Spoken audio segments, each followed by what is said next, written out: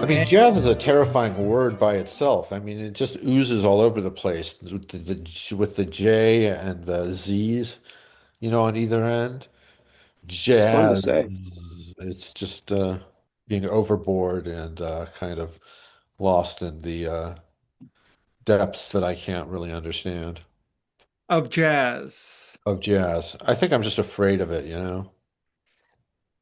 Well, jazz is an expanding entity and it bumps up against classical and ambient and rock and ethnocentric musics. You Hip see hop it and everywhere. soul, electronic music. Definitely not jazz. Oh, and definitely. I mean, it's not jazz, but it's kind of jazzy. The boundaries are awfully blurry. Jazz, not jazz. So I picked tango music. Now, Okay. I don't know about tango music per se being jazz adjacent, but I think so because it's kind of got this impassioned, it's just got a spiritual quality. It's like the outlet for stifled passions. And I think of jazz as being something that where there's a lot going on behind the scenes too.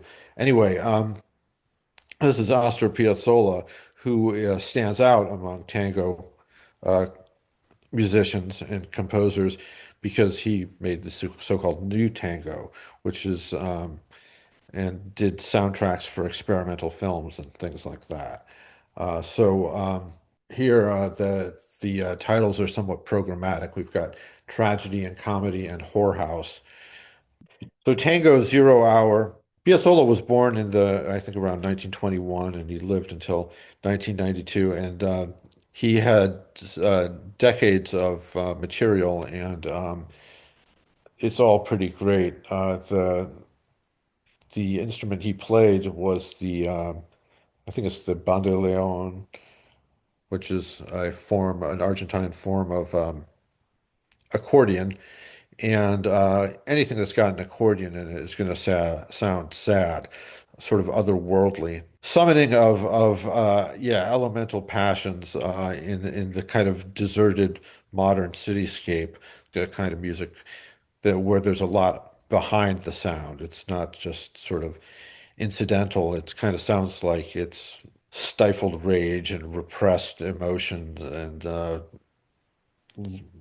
broken hearts and all this kinds of uh, energy flowing into it. Anyway, all right. So that's number one. Astor Piazzolla, Tango Zero Hour, Nuevo Tango, Hora Cero. Um, the other selection I've got is this is just this is just a collection of material because it's hard to get the original releases by Colette Magny, who's rather imposing profile you see there. She was a large French woman who sort of was the first protest singer in the country. She was extremely politically active and was instrumental in bringing over a lot of blues and jazz that she would do her own interpretations of in the starting, I think, in the early 60s, maybe as early as the 50s, though. I think she was born again in the 1920s, hit the stage. Anyway, she worked as a translator for some kind of human rights organization, and in that context became familiar with international peace movement, Black Panthers, and Oh, and actually recorded stuff about them. So her range is extraordinary because it goes from stuff that is fairly straightforward, like blues interpretation, like St. James Infirmary, to really out there vocal experimentations. And she also recorded the poems of Antonin Artaud uh, and had a record that she made with children, but children who were all mentally handicapped or impaired, or well, I mean, schizophrenic children. She has this incredible range of life experience and this really varied output, and it can get pretty. pretty out there, but also be fairly straightforward. So this is just, I said, an anthology. There's a sampling of her range, but anything by her is worth checking out. Colette Magny, uh, yeah, that's item number two on my list. Okay, so my first record is the aptly titled Mushroom Jazz 5, I think. 5? Yes, volume 5. Mixed, produced, I don't even know what you call it, by a guy named Mark Farina. He was a prominent DJ in the Bay Area and maybe throughout America. I'm not entirely sure.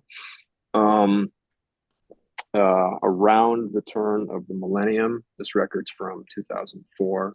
I think his heyday was probably, mid 90s to early aughts, probably. So this record here, he sort of specialized in, I mean, he's still around, I think, but he put out like 8 of these mushroom jazz records, and they all, they're sonically very similar. This is down tempo, electronica slash hip hop. So there's always beats, but everything's kind of, low key. But it's one low key anthem after another, which is why I've always loved these compilations. It starts off with a song by Mark Farina himself, then one by Pete Rock, which is just a great song. Pete Rock, who was, a prominent hip hop beat maker before he, I don't know, for all I know, he's still doing that. But he put out a bunch of albums around this time that were mostly instrumental, with just great beats and sort of, kind of mood music. And this was the kind of stuff that you would hear at a certain kind of bar all the time for a bunch of years before and after the year 2000, I would say. Not really dance music. It's music just to like hang out, drink a drink, get high, that kind of thing. Yeah, electronica, hip hop, kind of jazz, a little like a jazzy overlay, jazz textures, you might say. Washes of horns, gentle hooks, sampled from, I don't know, some Donald Byrd record circa 1964. There's a lot of stuff like that on here, and it's fantastic. I can't get enough of it. So that's number one. Number two is more explicitly jazzy. This is Santana's Caravanserai record. So this is like the second coming of Carlos Santana. This record's from 1972. He was already a big rock star, Black Magic Woman, Oil Como Va, all the stuff you still hear on rock radio. And then him and some of his, bandmates or the musical collective that they had at the time, I guess they all lived in just a big house in the Mission District back then. They started getting into jazz. They also, at the same time, started getting into Eastern thought. And, Santana got a guru, this guy, Swami Yogananda, same guru, I think, that Alice Coltrane had and that John McLaughlin of Mahavishnu had. But so all these things sort of combined to create Santana's jazz fusion period, I guess you'd say. And when they, the record company, they wanted another, record full of Black Magic Womans, right? And they brought this to the record company and they were told, this is career suicide. And as it happened, it wasn't. There weren't any singles because there are definitely not any singles on this record. There's only, I think, 2 songs that have vocals. So definitely no rock radio hits, but this is a fantastic jazz fusion record. There's definitely still a Latin vibe to a lot of it.